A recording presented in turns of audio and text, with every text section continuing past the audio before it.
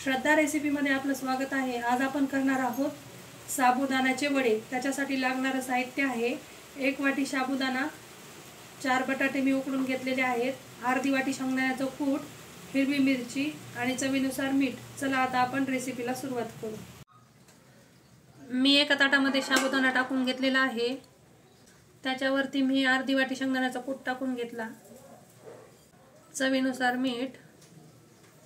आता मी जी हिरवी मिरची घेतली होती ती मी कलबत्त्यामध्ये आबडधोबड कुटून घेते। मी हिरवी मिरची आबडधोबड बारीक केलेली आहे।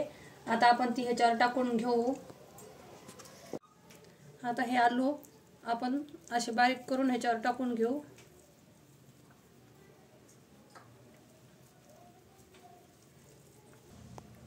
आता हे आलू आपले बारीक करून झालेले आहेत। आता ह्याला व्यवस्थित तिंबून घेऊ। आता आपण हे व्यवस्थित सर्व मिश्रण एकत्र तिंबून घेऊ।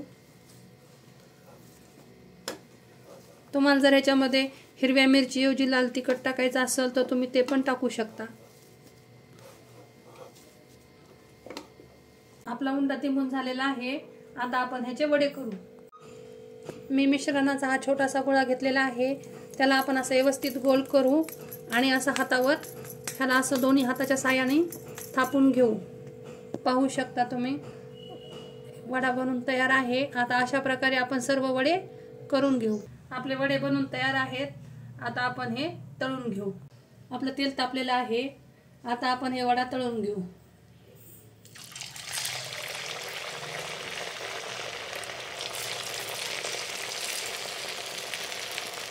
वडा तळते वेळेस तेल चांगलं कडकडीत गरम झालेलं पाहिजे।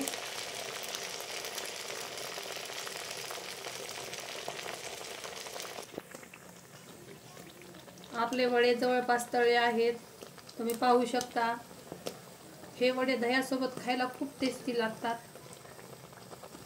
मी जो दह्याच्या चटणीचा व्हिडिओ टाकलेला आहे, तशी जर तुम्ही ह्याच्यासोबत चटणी केली ना तर खूपच भारी लागते।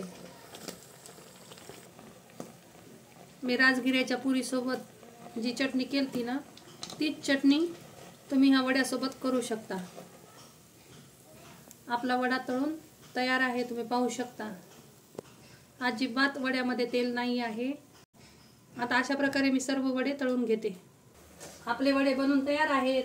तुम्हाला जर माझा व्हिडिओ आवडला असेल तर माझ्या व्हिडिओला लाईक करा, शेअर करा आणि माझ्या चॅनलला सबस्क्राईब करा। धन्यवाद।